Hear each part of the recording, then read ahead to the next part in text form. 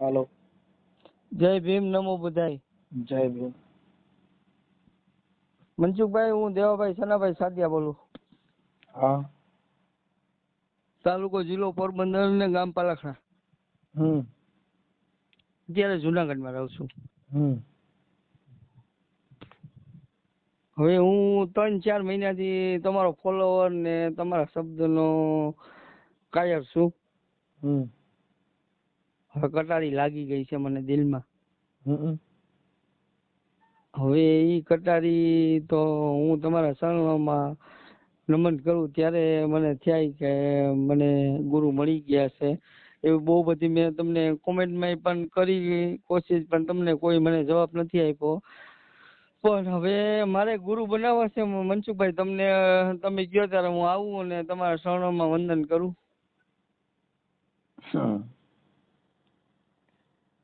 આવજો ને ગમે ત્યારે. એમાં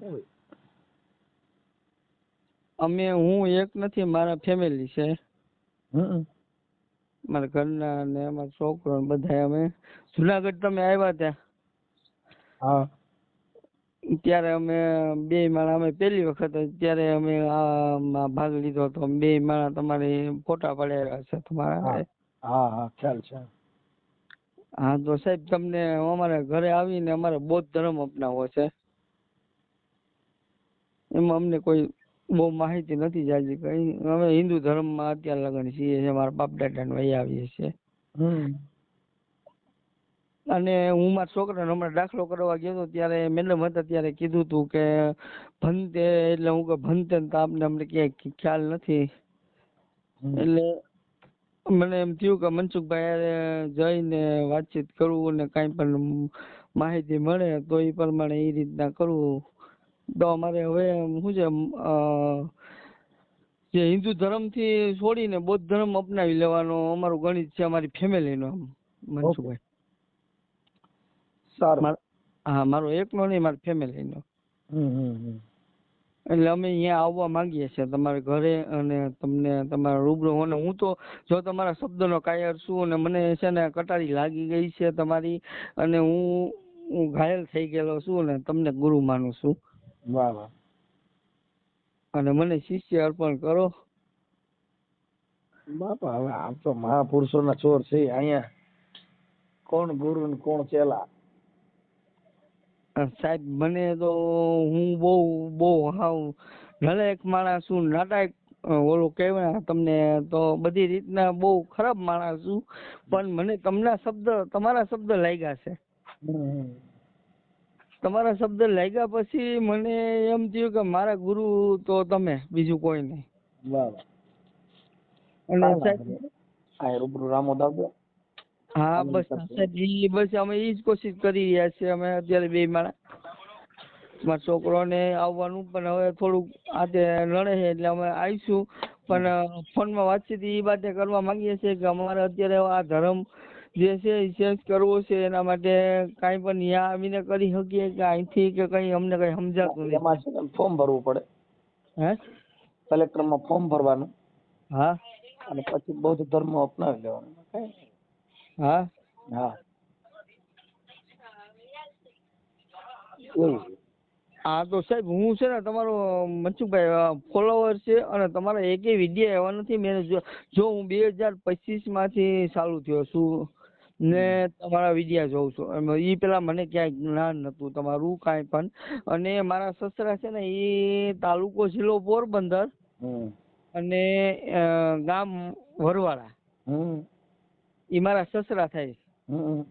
ઈ વિડીયા જોતા હતા તમારા, આ ઓડિયા સાંભળતા હતા. ત્યારે હું એને કીધું, હું આ તમે જોઉં છો ને શું કરો છો? એમ મને કે નહીં, કે મને મજા આવે છે, હું સાંભળું છું. મારા સસરાની વાત કરું છું. એ પછી ત્યારે તો મને કોઈ અનુકૂળતા આવી, તમારી કઈ લાગણી, કોઈ પ્રભાવના નથી.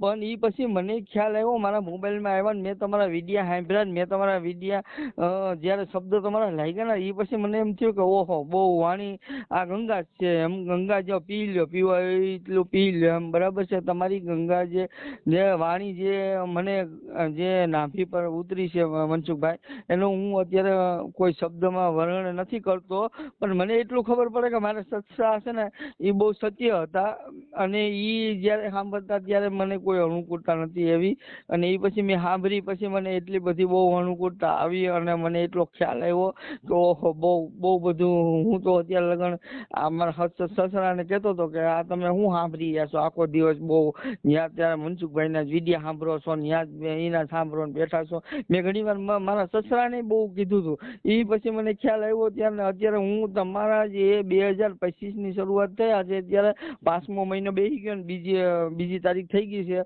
ત્યારની વાત છે કે 2025ના હું તમારા વિડીયા સાંભળું છું. હું નહીં, મારા ઘરવાળી સાંભળે છે, મારો છોકરો, બધા અમે સાંભળીએ છીએ, તમારા ઓડિયા સાંભળીએ છીએ, અને અમને એટલી અનુકૂળતા લાગે છે ને તમને તમારી એટલી સચ્ચાઈ લાગે છે કે અમને એમ થાય છે કે તમે અમારા ગુરુ, બાકી અમે તમારા છેલ્લા, બરાબર છે, અમને શિષ્ય રૂપે અર્પણ કરો એટલો અમારો અભાગ્ય ધન્યવાદ હોય તમને, બરાબર છે મનસુખભાઈ, એ અમને પ્રાર્થના કરીએ છીએ તમને. કાંઈ વાંધો નહીં, આપણે રામોદ આવજો, આનંદ કરશું, ખાવું પીવું મોજ કરશું, તમે પધારજો ભાઈ.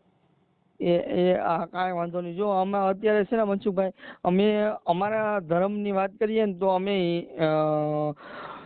હિન્દુ વણકર કહેવાય છીએ, બરાબર છે. હું મારો તાલુકો જિલ્લો પોરબંદર,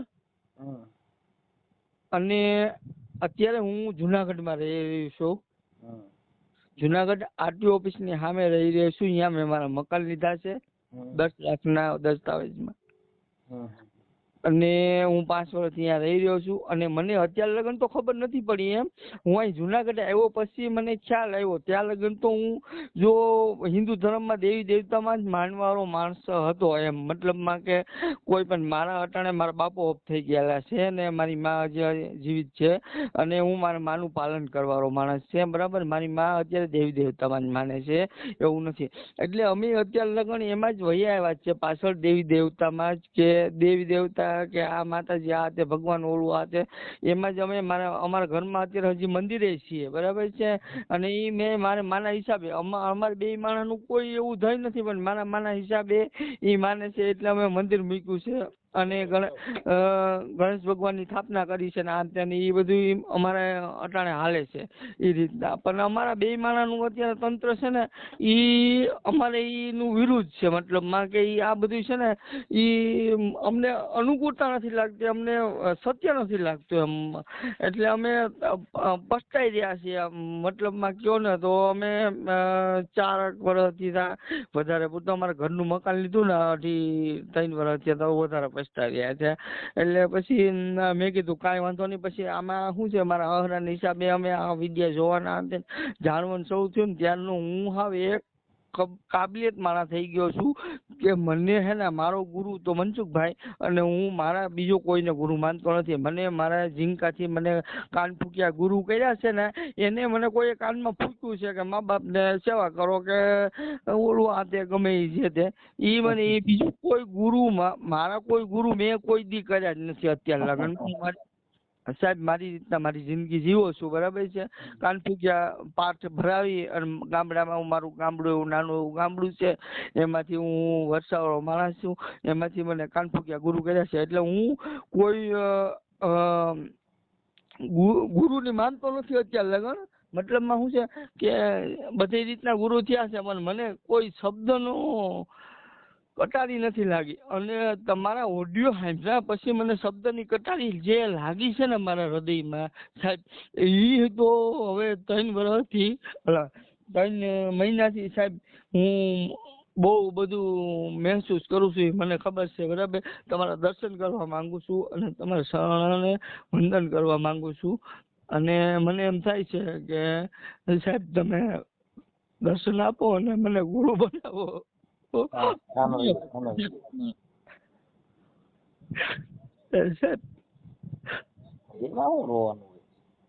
મને એમ થાય કે હું અત્યારે આવી જિંદગી જીવતો ને હાવ ઓલી કોઈ જિંદગીનું કોઈ મહત્વ જ નથી સાહેબ. અને પછી જિંદગીનું મહત્વ સાંભળ્યો ત્યારે એમ થયું કે જિંદગી શું છે અને ગુરુ શું છે. ગુરુ તમને હરખ બહુ આવી ગયો, હરખ વધી ગયો થોડોક. હા સાહેબ, માણસ દુઃખમાં રોય, તમે હરખમાં રોવા માંડ્યા, હરખના આંસુ આવી ગયા. હા સાહેબ. કાંઈ વાંધો નહીં, છાના રહી જાવ, એમાં કાંઈ રોવાનું ન હોય હો. મજા કરો આપણે બધા. આપણે છે ને ભાઈ, આ જિંદગીની મજા જ આ છે. હા શબ્દની પ્રણાલિકા છે ને ભાઈ, એનો જ આનંદ હોય. બાકી તો કોઈ રૂડા રૂપાળા, કાળા ધોરા, રૂપિયાવાળા, ગરીબ, એ બધી વસ્તુ દૈહિક પ્રેમ છે. આ બધી શબ્દની મારામારી હોય ભાઈ. છાના રહી જાવ. અને તમારો છે ને, તમારા ફોટા ને એવું મોકલજો. આ તમારો જે કઈ ઓડિયો છે ને, એવું લાગશે તો આપણે યુટ્યુબમાં મૂકશું. સાહેબ કાંઈ વાંધો નહીં. અને અમે આવ્યું ફેમિલી સાહેબ તમારા ઘરે.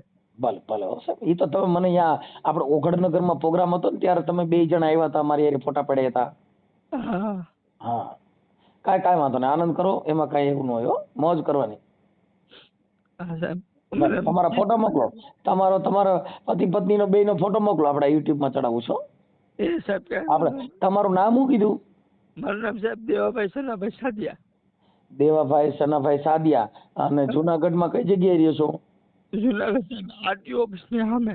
આરટીઓ ઓફિસની સામે, જુનાગઢ આરટીઓ ઓફિસની સામે. અને શું કહેવાય આપણે, હા જુનાગઢ. ઓકે, હાલો તમારા ફોટા મોકલો આમાં વોટ્સઅપમાં. ભાઈ હા સાહેબ. હા